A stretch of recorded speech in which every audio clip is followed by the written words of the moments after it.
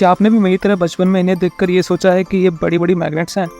आज समझते हैं कि असल में क्या होते हैं। ये होते हैं बफर्स, जो आपने ट्रेन के कोचेस के बाहर देखे होंगे।